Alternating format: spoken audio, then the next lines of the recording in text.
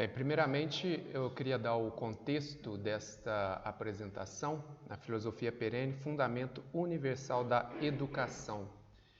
Isso foi uma palestra uma formação para professores que eu dei na semana passada, se não me engano, para professores da rede municipal de uma cidade do interior de São Paulo, para não especificar mais.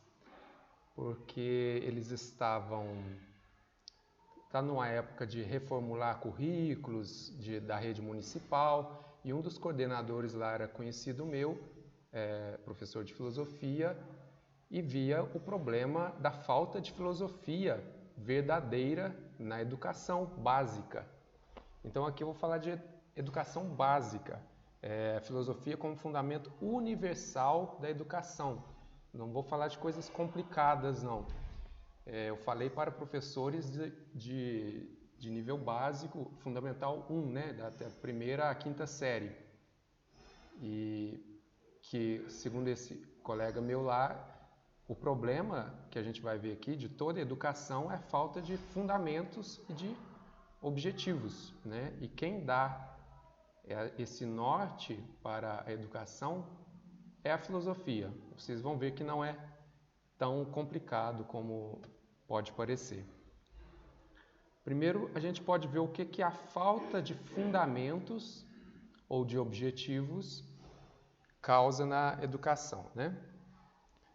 Vamos destrinchar isso daqui durante a apresentação, mas basicamente, se não há um fundamento comum, universal para a educação, o que acontece? É o que a gente vê hoje, uma fragmentação do conhecimento, né?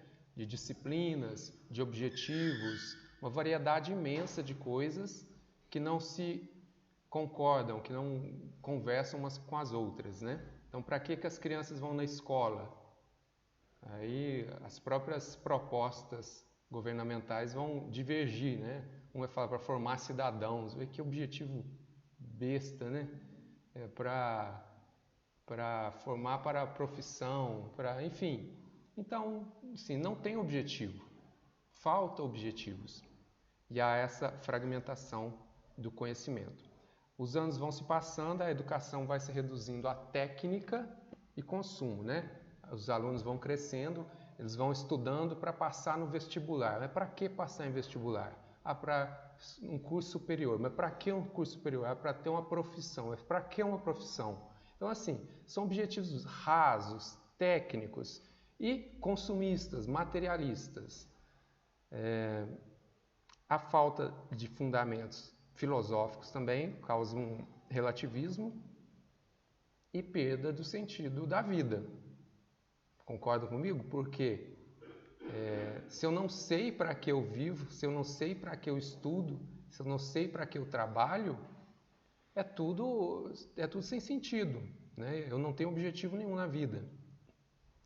Então, é urgente resgatar esse fundamento da educação e a gente deve buscar esse fundamento numa fonte segura. E é daí que eu propus, então, a filosofia perene como esse fundamento. Vamos ver aqui o que é, então, a filosofia perene. É uma filosofia atemporal, tá? Não estamos falando aqui de uma escola filosófica, não estamos falando aqui de um ou outro filósofo, não. É a filosofia verdadeira mesmo. É isso que se deve buscar. Ela é baseada na razão natural e confirmada pela tradição filosófica mesma, né? E é esse tipo de filosofia que vai fornecer fundamentos sólidos para a formação humana. Tá, só lembrando aqui também, o que é filosofia, né? Todo mundo sabe, né? A própria etimologia é o amor pela sabedoria, ou a amizade pela sabedoria, ou a busca pela sabedoria. Então, é exatamente isso que é o fundamento da educação, a busca pela sabedoria. Tá vendo? É um objetivo básico e fundamental. A busca pela sabedoria. Para buscar a sabedoria, a gente tem que confiar na razão humana, né? na capacidade humana de encontrar essa sabedoria.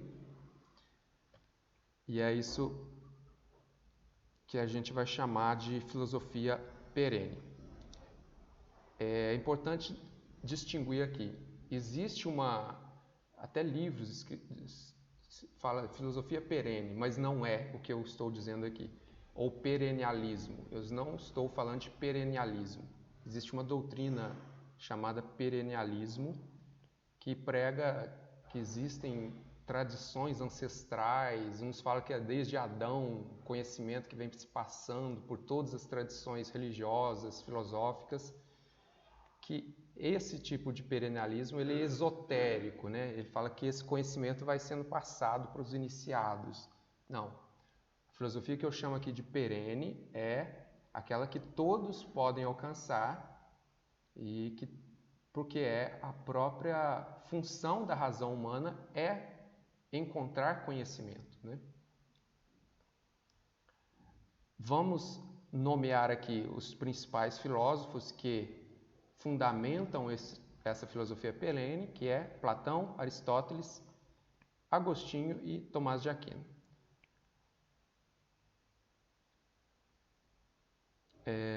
A filosofia também, vocês sabem que ela é chamada de mãe de todas as ciências. Isso não é apenas uma homenagem retórica, né? É uma verdade lógica e histórica.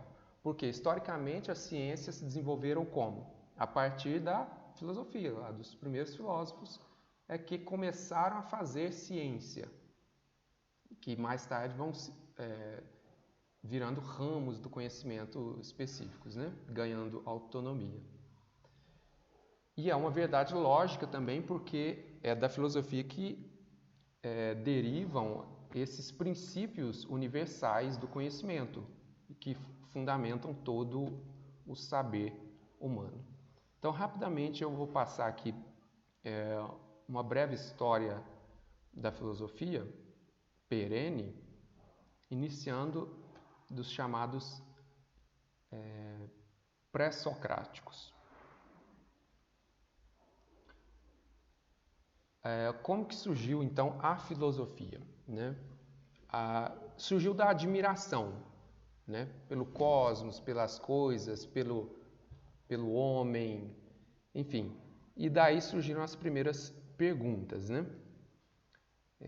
Tales, Heráclito e Parmênides que abriram esse caminho.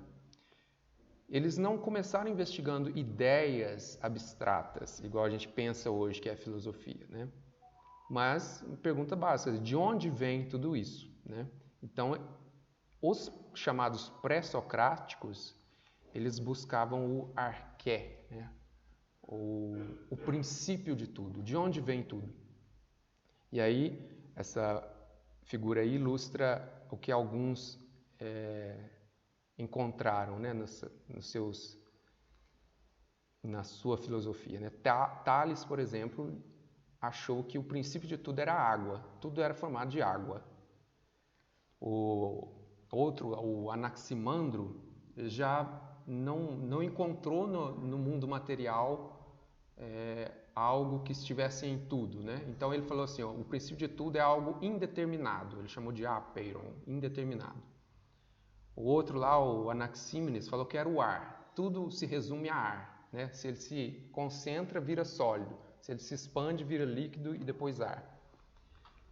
Então essa primeira leva de filósofos era chamados até de físicos, né? Eles inauguraram a física, as ciências naturais. Depois veio o Pitágoras, ele deu um salto, né? O que Pitágoras viu de princípio de todas as coisas? O que tem em todas as coisas? Ele viu o número. Tudo tem número. Tudo tem quantidade. Tudo tem extensão. Isso tudo é número, né? E daí veio a escola pitagórica, falar de matemática, de harmonia, de proporção. Então já temos um salto aí, já não está mais no nível material, já está no nível imaterial. O número é imaterial. Outros dois importantes aí, que é o Heráclito e o Parmênides, também viram um princípio não exatamente material. O Heráclito viu que tudo mudava, tudo muda, tudo flui, né? A famosa frase dele, assim, ninguém entra no mesmo rio duas vezes. Que à medida que você entra a segunda vez, já não é o mesmo rio, ele já se moveu. O Parmênides, ao contrário, falou, não, tudo parece mudar, mas existe algo que une tudo, que é o uno, que é o ser, né? E aí inaugura-se então a metafísica, né? Pela união desses dois contrários aí, o Heráclito, que viu que tudo mudava, e o Parmênides, que viu que tudo permanecia, né? Esse é o problema que eles criaram, que só a metafísica vai responder depois, né? Como conciliar essa experiência de que tudo muda, mas tudo permanece o mesmo também.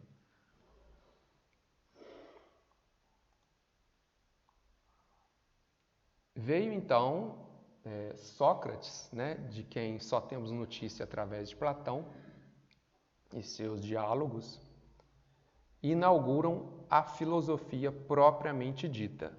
Tá? Por isso que os outros são chamados pré-socráticos. Eles fizeram algumas perguntas e lançaram algumas hipóteses, mas quem fez filosofia mesmo começou com Sócrates.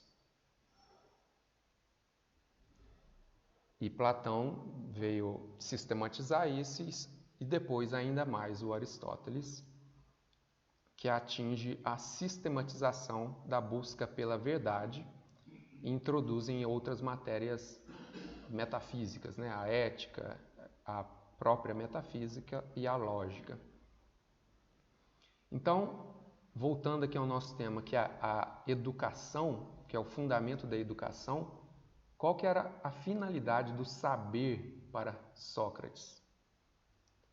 Aí temos que contextualizar um pouco Sócrates. Quem que estava ali ao mesmo tempo de Sócrates, que talvez tenha forçado Sócrates a ser quem ele era?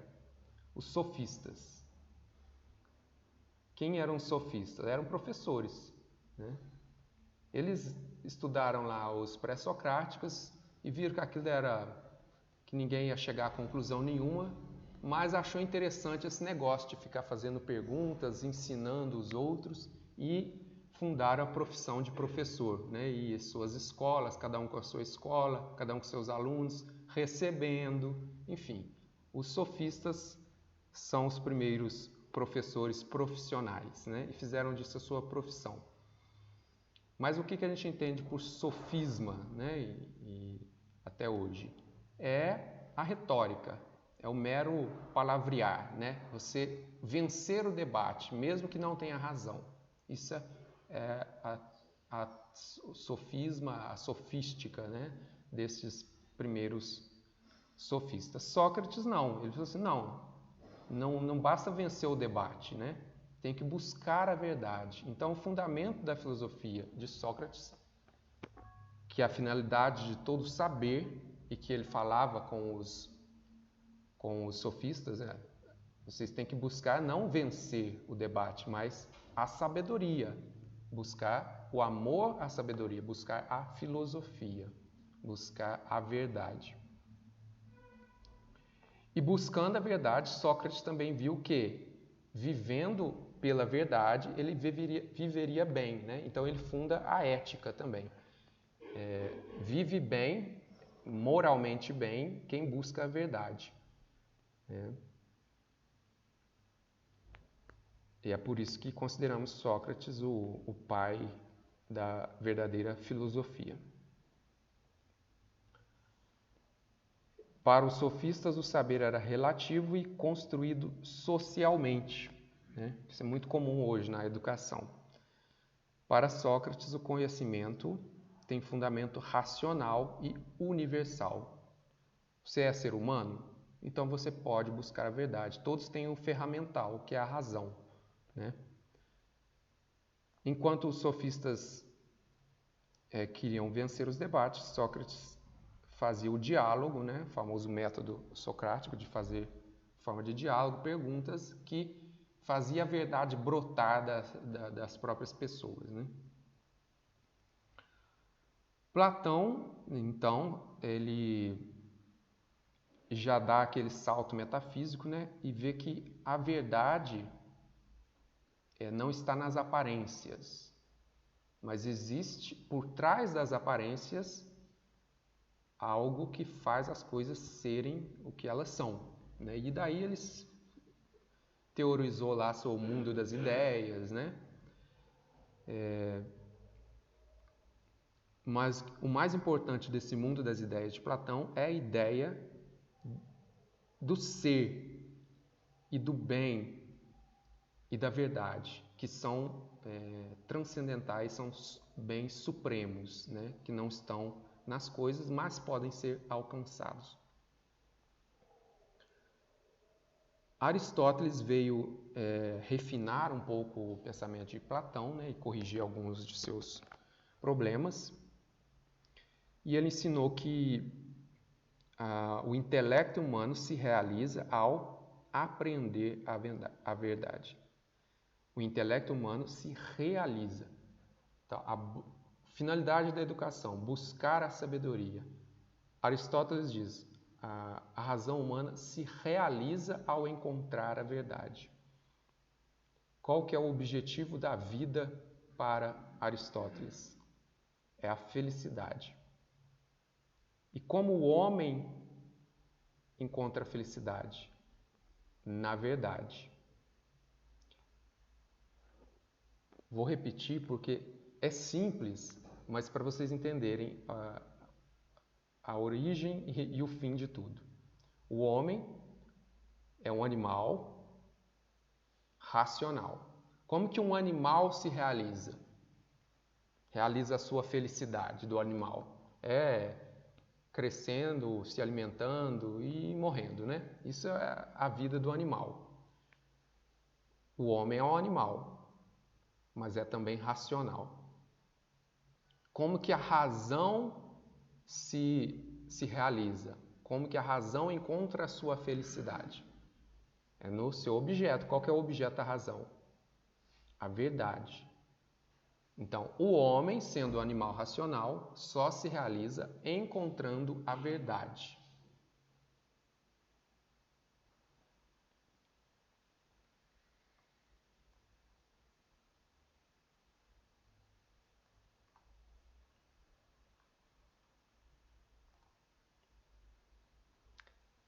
Bem, saltamos aqui o Santo Agostinho porque ele vai nessa mesma linha, né? E é bastante extenso tratar dele aqui, mas ele vai nessa mesma linha de Platão. Parece que ele não teve muito contato com Aristóteles e desenvolveu mais a linha de Platão, fazendo esses mesmos refinamentos que Aristóteles também fez, né? Mas a síntese de tudo isso que eu chamo aqui de filosofia perene se dá com Santo Tomás de Aquino, né? Porque ele recupera, integra e sintetiza todo esse legado grego e estabelece essa filosofia como via segura para a sabedoria.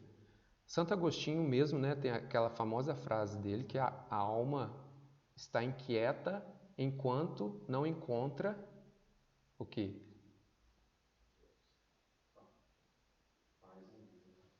Exatamente. Mas vê que é a mesma coisa. O coração está inquieto enquanto não repousa em Deus, diz Santo Agostinho. Aristóteles dizia que a razão humana está inquieta enquanto não encontra a verdade. É a mesma coisa, mesmíssima coisa. E São Tomás de Aquino, então, é que vê que tudo isso está falando da mesma coisa, né? Que a verdade suprema, ele vai chamar de Deus, o bem supremo é Deus, a felicidade do homem é a verdade, que é Deus, tá?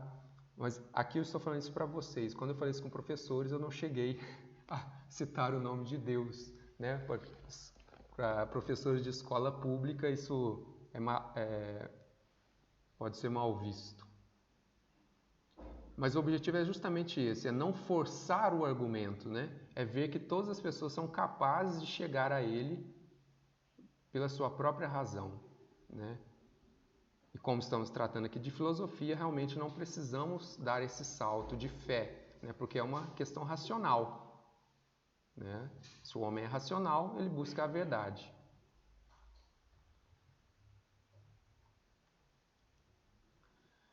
Veja, então, o princípio da educação que a gente buscava no início dessa apresentação é justamente esse. É buscar a contemplação da verdade. Esse já é um vocabulário de Santo Tomás, né? O que Santo Agostinho falava que a alma repousa em Deus é o mesmo que dizer que a alma ou o intelecto humano repousa quando encontra a verdade. Dá aquela satisfação de encontrar a verdade, né? E isso é contemplar, né? É entrar no templo, né? É se satisfazer, saborear, também a mesma raiz da sabedoria. A educação visa então levar a alma à contemplação do verdadeiro e do bem. O bem aqui no sentido da felicidade lá de Aristóteles.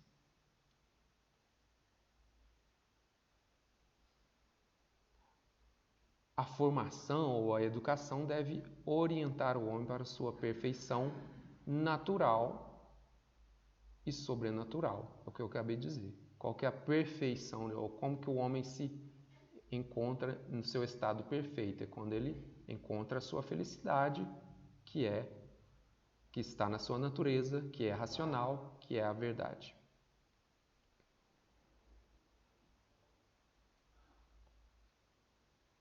Portanto, o fim último da educação é a sabedoria.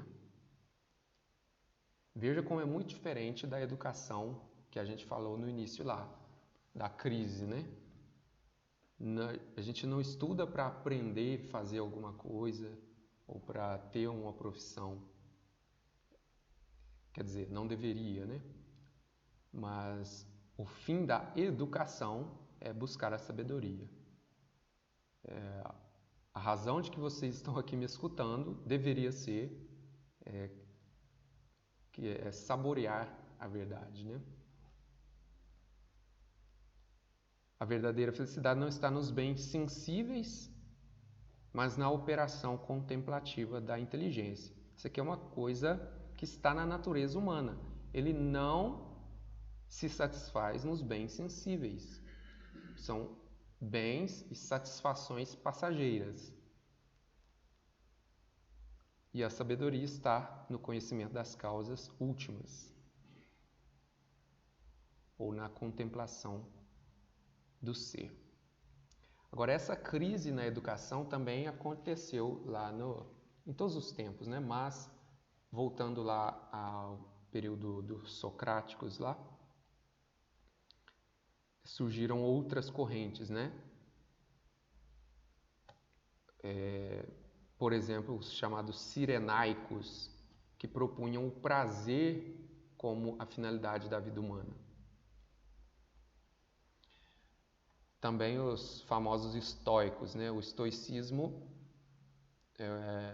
tinha como finalidade da vida humana a virtude, né? Uma vida virtuosa. Já é um bom caminho, né? Mas esbarra num limite, né? Você vai viver bem para quê? Com qual finalidade? Os estoicos eles não chegaram ao fim, mas ficaram no meio, né? Eles se contentaram com o meio, com o caminho somente. Também tem os epicuristas lá que propunham do mesmo jeito que os cirenaicos a busca do prazer, só que de uma maneira diferente. De uma negação do prazer, na verdade, né? Ou uma ausência de dor ou de, enfim. E no nível intelectual surgiram também os famosos céticos, né? O ceticismo. O que é o ceticismo? É ver que, diante de tantas opiniões, da dificuldade de encontrar a verdade, eles propunham suspender o juízo, né? Ceticismo é isso, eu vou suspender o juízo, eu não quero saber. É só assim que eu vou ser feliz, não quero saber de nada. Isso é o ceticismo. Porque para eles era impossível alcançar a verdade, então ser feliz para eles era não buscar nenhuma verdade. Esse mal também a gente sofre hoje, né? Reforçando aqui então na questão da educação, que deve buscar o seu fundamento, o seu objetivo e também os seus métodos na natureza humana, né? Quem educa e quem é educado são pessoas humanas. Então, como que funciona o intelecto humano? Aí a gente recorre a Aristóteles, né? Todo conhecimento começa pela experiência sensível. É uma base indispensável para a inteligência.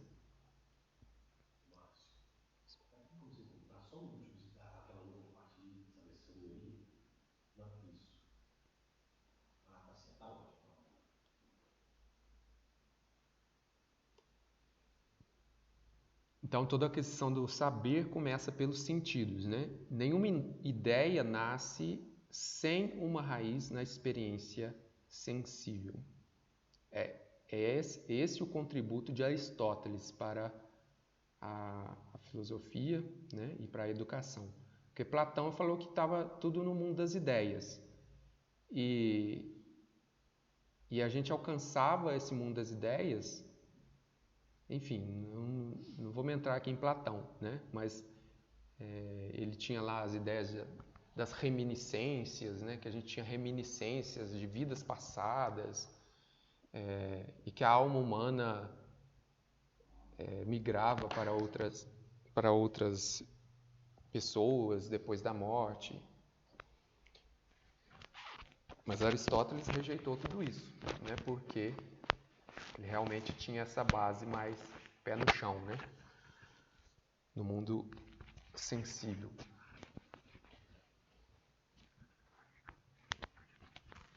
Agora, como que pelo sensível o homem chega à verdade que é imaterial, né?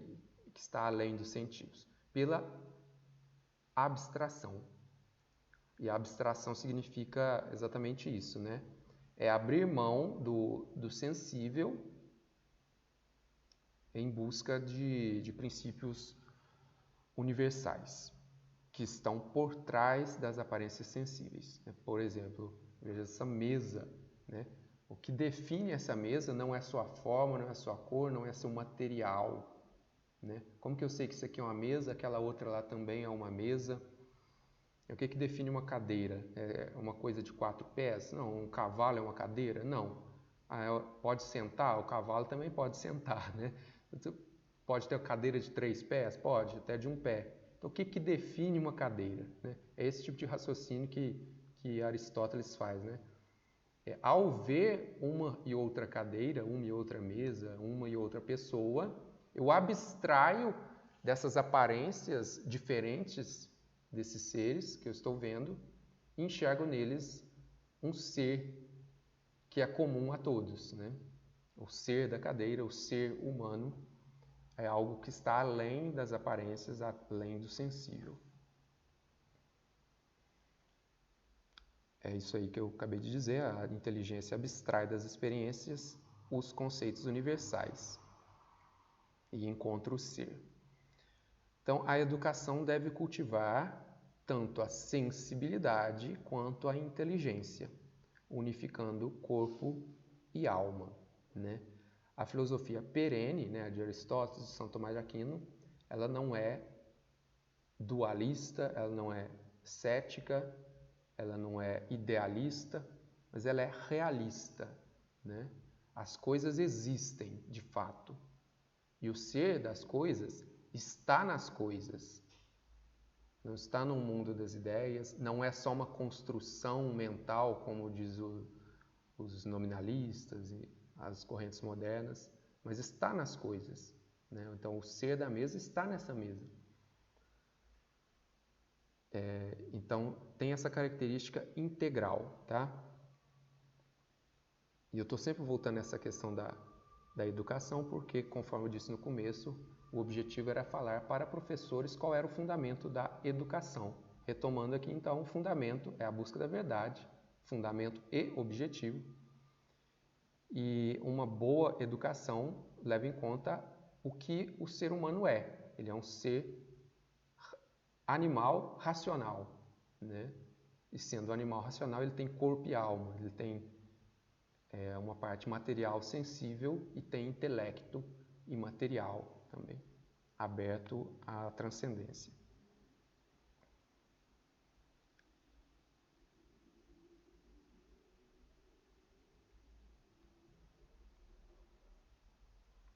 Estou resumindo aqui, tá? Porque eu estou usando a mesma apresentação que eu fiz com os professores, que foi de mais tempo.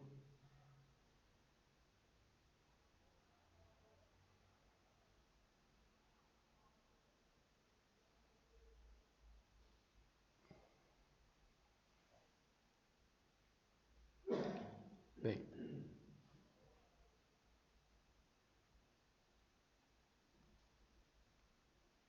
aqui, estou tentando resumir aqui, porque eu entrava em uma parte mais prática com os professores, né? Eram professores de educação de ensino fundamental para crianças da primeira etapa. Então, como passar isso que eu estou falando aqui para crianças nessa etapa? Primeira coisa, não passar, né? Estamos tratando aqui de conceitos filosóficos, né? Como que uma criança aprende tudo isso que estou dizendo aqui? É natural, que eu acabei de dizer, é natural do ser humano aprender dessa forma. Uma criança começa aprendendo como? Como que o conhecimento chega até a criança? Conforme diz Aristóteles, pelos sentidos. Então a criança começa com o seu corpo, com os seus sentidos. Então é por isso que na educação infantil se trabalha muito o corpo, a educação física. Os próprios gregos mesmos tinham lá a ginástica, né? Porque primeiro a criança desenvolve o corpo e só mais tarde, né? Aí na nossa atual etapa escolar, elas já vão adquirindo o uso pleno da razão, né? E vai se desenvolvendo esse uso da razão e vai passando o que é sensível para o intelectual. Mas, de certa forma, elas já apreendem isso desde sempre, né? Vocês imaginam um bebê no colo da mãe, tá lá no colo, ela vê lá aquela cara lá em cima dela enquanto ela está mamando. De repente aparece outra cara.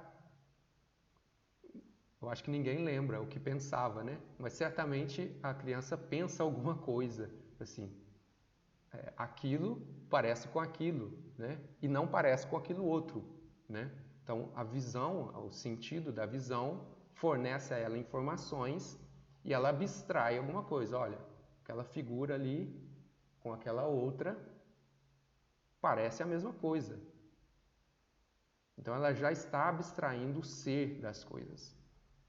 Tá? E na educação, na escola, ou mesmo na educação em casa, né, isso tudo deve ser levado em conta, né? A capacidade da criança de usar os seus sentidos para abstrair o ser das coisas e encontrar a verdade das coisas.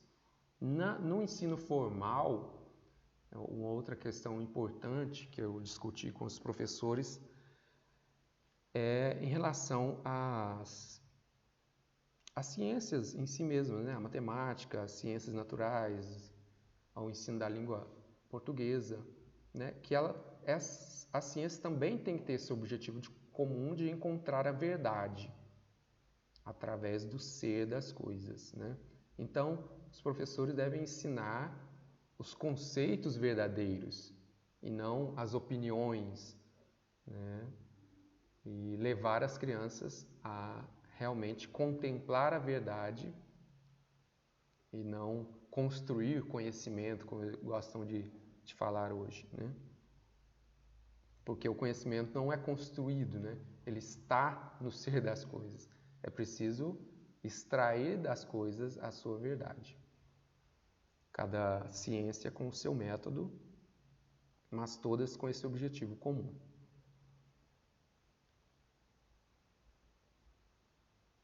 E aqui então eu mostrava para ele algumas adaptações que se podia fazer com crianças, né? A aproveitar o sentido de assombro ou admiração das crianças, né? Que elas têm elas se satisfazem ao conhecer as coisas, ao ver algo novo ou aprender algo novo. Isso a gente vê nas crianças, né? Como que elas ficam felizes quando aprendem, né? A prática de virtudes práticas é a parte mais até corporal, né? Mas que não deixa de elevar para a transcendência, para a ética, algumas coisas. Isso as histórias e atividades também conseguem trabalhar. O estímulo ao diálogo, como Sócrates fazia, também é um bom método com crianças, né? Fazer perguntas, mas não deixar de dar as respostas corretas, né? Uma coisa é você fazer perguntas para as crianças, perguntar o que elas acham ou para elas dar opinião e deixar por isso mesmo, né? Deixar elas no erro das opiniões mal formadas dela. Não, é preciso realmente ensinar a verdade às crianças também. Com precisão nos termos e definições, com categorias e classificações, com raciocínio dedutivo e indutivo. Então, em resumo, a proposta da educação, da filosofia perene para a educação é que a educação seja voltada para os valores universais, né, por meio do pensamento lógico, da razão, com foco, com objetivo na verdade, que é a felicidade suprema do intelecto humano. E isso já é uma abertura ao transcendente, porque a verdade é transcendente, ou seja, não está no nível material, mas está atrás ou acima do nível material. E em relação às ciências, à educação, é que as disciplinas todas se integrem nesse objetivo comum de buscar a verdade, tá? Eu resumi aqui um pouco dessa apresentação, mas fico aberto aí às contribuições ou perguntas de vocês.